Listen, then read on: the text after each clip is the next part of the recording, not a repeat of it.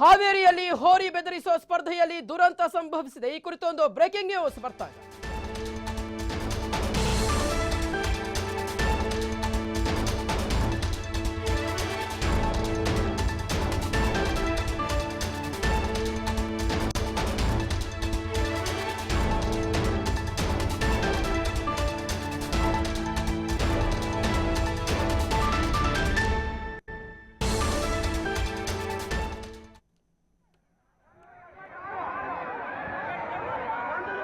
ವೀಕ್ಷಕರು, ನಾವು ದೃಶ್ಯಗಳಲ್ಲಿ ಗಮನಿಸ್ತಾ ಇದ್ದೀವಿ. ಹಾವೇರಿಯಲ್ಲಿ ಹೋರಿ ಬೆದರಿಸೋ ಸ್ಪರ್ಧೆಯಲ್ಲಿ ದುರಂತ ಸಂಭವಿಸಿದೆ. ಹೋರಿ ಗುದ್ದಿ ಶಿವಮೊಗ್ಗ ಜಿಲ್ಲೆಯ ಮಳವಳ್ಳಿ ಗ್ರಾಮದ ಅರುಣ್ ಸಾವನ್ನಪ್ಪಿದ್ದಾರೆ.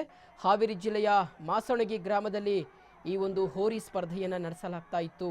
ಯುವಕನಿಗೆ ಹೋರಿ ಗುದ್ದಿರುವಂತಹ ದೃಶ್ಯ ಮೊಬೈಲ್ನಲ್ಲಿ ಸೆರೆಯಾಗಿದೆ. ಜನರ ಗುಂಪನ್ನು ಅಟ್ಟಾಡಿಸ್ಕೊಂಡು ಹೋಗಿದೆ ಹೋರಿ ಬೆದರಿಸೋ ಸ್ಪರ್ಧೆ ನೋಡೋದಕ್ಕೆ ಸಾವಿರಾರು ಜನರು ಅಲ್ಲಿ ಬಂದಿದ್ರು.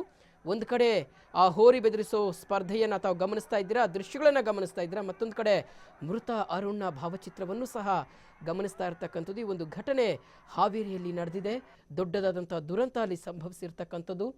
ಇನ್ನು ಹೋರಿ ಗುದ್ದಿ ಶಿವಮೊಗ್ಗ ಜಿಲ್ಲೆಯ ಮಳವಳ್ಳಿ ಗ್ರಾಮದ ನಿವಾಸಿ ಈ ಅರುಣ್ ಅನ್ನುವಂಥ ಒಂದು ಇನ್ಫಾರ್ಮೇಷನ್ TV5ಗೆ ಅಪ್ಡೇಟ್ ಆಗ್ತಾ ಇದೆ. ಹಾವೇರಿ ಜಿಲ್ಲೆಯ ಮಾಸಣಗಿ ಗ್ರಾಮದಲ್ಲಿ ಈ ಒಂದು ಹೋರಿ ಬೆದರಿಸೋ ಸ್ಪರ್ಧೆ ನಡೀತಾ ಇತ್ತು. ಯುವಕನಿಗೆ ಹೋರಿ ಗುದ್ದುತ್ತಾ ಇರ್ತಕ್ಕಂಥ ದೃಶ್ಯ ಮೊಬೈಲ್ನಲ್ಲಿ ಸೆರೆಯಾಗಿದೆ. ಒಂದು ಕ್ಷಣ ಮೈ ಝುಮ್ ಅನ್ನುವಂಥ ದೃಶ್ಯಗಳದು.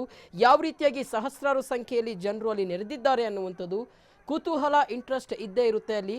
ಹಾಗಾಗಿ ಸಾಕಷ್ಟು ಸಂಖ್ಯೆಯಲ್ಲಿ ಜನರು ಬಂದಿದ್ದಾರೆ. ಆದರೆ ಆ ಹೋರಿ ಗುದ್ದಿದ ಪರಿಣಾಮ ಅರುಣ್ ಅನ್ನುವಂಥ ಒಂದು ಯುವಕ ಸಾವನ್ನಪ್ಪಿದ್ದಾರೆ. ಜನರ ಗುಂಪನ್ನು ಅಟ್ಟಾಡಿಸ್ಕೊಂಡು ಈ ಒಂದು ಹೋರಿ ಹೋಗಿದೆ.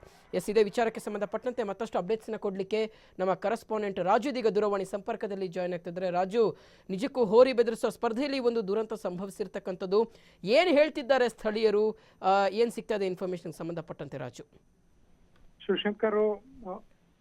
ಶಿವಶಂಕರ್, ತಮಿಳುನಾಡಿನಲ್ಲಿ ಜಲ್ಲಿಕಟ್ಟು ಯಾವ ರೀತಿ ಇದೆ ಅದೇ ರೀತಿ ಉತ್ತರ ಕರ್ನಾಟಕ ಭಾಗದಲ್ಲಿ ಹೋರಿ ಬೆದರಿಸುವ ಸ್ಪರ್ಧೆಯನ್ನು ಆಯೋಜನೆ ಮಾಡ್ತಾರೆ. ಇಂದು ಸಹ ಹಾವೇರಿ ಜಿಲ್ಲೆಯ ಬ್ಯಾಡಗಿ ತಾಲೂಕಿನ ಮಾಸಣಿ ಗ್ರಾಮದಲ್ಲಿ ರಾಜ್ಯ ಮಟ್ಟದ ಹೋರಿ ಬೆದರಿಸುವ ಸ್ಪರ್ಧೆಯನ್ನು ಆಯೋಜನೆ ಮಾಡ್ತಾರೆ. ಹಾಗೆಯೇ ಸಹ ಶಿವಮೊಗ್ಗ ಜಿಲ್ಲೆಯ ಶಿಕಾರಿಪುರ ತಾಲೂಕಿನ ಮಳವಳ್ಳಿ ಗ್ರಾಮದ ಅರುಣ್ ಎಂಬ ಯುವಕ ಆ ಹೋರಿ ಬೆದರಿಸುವ ಸ್ಪರ್ಧೆಯನ್ನು ನೋಡಲು ಬರ್ತಾನೆ. ಹೋರಿ ಅಲ್ಲಿರ್ತಕ್ಕಂಥ ಹೋರಿ ಏಕಾಏಕಿ ಬಂದು ಆ ಹುಡುಗನನ್ನ ತಿವಿತತೆ. ಆಗ ಹುಡುಗ ಗಂಭೀರವಾಗಿ ಗಾಯಗೊಂಡು ಸ್ಥಳದಲ್ಲೇ ಸಾವನ್ನಪ್ಪಿದ್ದಾನೆ. ಈ ಬಗ್ಗೆ ಸಹ ಹಾವೇರಿ ಜಿಲ್ಲಾಡಳಿತ ಪೊಲೀಸು ಈ ಬಗ್ಗೆ ಏನು ಉತ್ತರ ಕರ್ನಾಟಕದಲ್ಲಿ ಇರ್ತಕ್ಕಂತಹ ಏನು ಹೋರಿ ಬೆದರಿಸುವ ಸ್ಪರ್ಧೆಯನ್ನ ಬ್ಯಾನ್ ಮಾಡಿದ್ದರೂ ಸಹ ಇಲ್ಲಿನ ರೈತರ ಹುಮ್ಮಸ್ಸಾದ ಹೋರಿ ಬೆದರಿಸುವಂತ ಸ್ಪರ್ಧೆಯನ್ನ ಆಯೋಜನೆ ಮಾಡ್ತಾರೆ.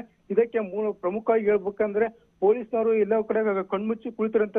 ಯಾಕೆಂದ್ರೆ ಈ ಬಗ್ಗೆ ಜಿಲ್ಲಾಡಳಿತ ಕ್ರಮ ಕೈಗೊಂಡಿತ್ತು. ಹಿಂದೆ ಹೋರಿ ಬೆದರಿಸುವ ಸ್ಪರ್ಧೆ ಆಯೋಜಕರು ಯಾವುದೇ ರೀತಿಯಂತಹ ಆಯೋಜನೆಗೆ ಮಾಡಬಾರದು, ಮತ್ತೆ ಅಲ್ಲಿರ್ತಕ್ಕಂತಹ ಯಾವುದೇ ಅನಾಹುತವಾದ ಆಯೋಜಕರೇ ಪ್ರಮುಖ ಕಾರಣಕರ್ತರು ಅಂತ ಹೇಳಿದ್ರು ಸಹ ಈ ಘಟನೆಗೆ ಪ್ರಮುಖವಾಗಿ ಆಯೋಜಕರೇ ಕಾರಣ ಅಂತಂದು ತಿಳಿದು ಬರ್ತದೆ. ಶಿವಶಂಕರ್, ಓಕೆ ರಾಜು, ಅರುಣನ ಹೊರತುಪಡಿಸಿದ್ರೆ ಬೇರೆಯವರಿಗೆ ಏನಾದ್ರೂ ಗಾಯಗಳಾಗಿದೆಯಾ? ಜೊತೆಗೆ ಅಷ್ಟು ಜನ ಸೇರ್ತಾರೆ ಅನ್ನುವಂಥ ಇನ್ಫಾರ್ಮೇಶನ್ ಪೊಲೀಸರಿಗೆ ಇರ್ಲಿಲ್ವಾ, ಜಿಲ್ಲಾಡಳಿತಕ್ಕೆ ಇರ್ಲಿಲ್ವಾ ಅನ್ನುವಂಥದ್ದು, ಗೊತ್ತಿದ್ರು ಸುಮ್ಮನಿದ್ರ ಅನ್ನುವಂಥದ್ದು? ಯಾಕಂದ್ರೆ ಹೋರಿ ಬೆದರಿಸುವ ಸ್ಪರ್ಧೆ ಆಯೋಜನೆ ಮಾಡಲಾಗಿದ್ದ ಇನ್ಫಾರ್ಮೇಶನ್ ಗೊತ್ತಿರ್ಬೇಕು, ಯಾಕಂದ್ರೆ ಅಷ್ಟು ಸಂಖ್ಯೆಯಲ್ಲಿ ಜನ ಸೇರಿದ್ದಾರೆ ಅನ್ನುವಂಥದ್ದು. ರಾಜು, ಹೌದು ಶಿವಶಂಕರ್, ನಿಜಕ್ಕೂ ಕೂಡ ಏನು ಇದು ಪೊಲೀಸ್ನರಿಗೆ ಗೊತ್ತಿರ್ತದೆ, ಆದ್ರೂ ಸಹ ಸುಮ್ಮನೆ ಇರ್ತಾರೆ. ಯಾಕೆಂದ್ರೆ ಇಲ್ಲಿ ಆಯೋಜಕರು ಪೊಲೀಸ್ನರಿಗೆ ಒಂದು ಇಂಟಿಮೇಷನ್ ಅನ್ನ ಕೊಡಬೇಕಾಗತ್ತೆ. ಆದ್ರೆ ಏನೋ ಜಿಲ್ಲಾಡಳಿತದಿಂದ ಮತ್ತು ಪೊಲೀಸ್ ಇಲಾಖೆಯಿಂದ ಏನು ಇದು ನಿರ್ಬಂಧ ಹೇರಿತಾರೆ. ನಿರ್ಬಂಧ ಹೇರಿದ್ರೆ ಅಲ್ಲಿರ್ತಕ್ಕಂಥ ಆಯೋಜಕರು ಮತ್ತೆ ನಮ್ಗೆ ಅವಕಾಶ ಕೊಡೋದಿಲ್ಲ, ಇದು ಪೊಲೀಸರಿಗೆ ತಿಳಿಸದೇ ಬೇಡ ಅಂತಂದೇಳಿ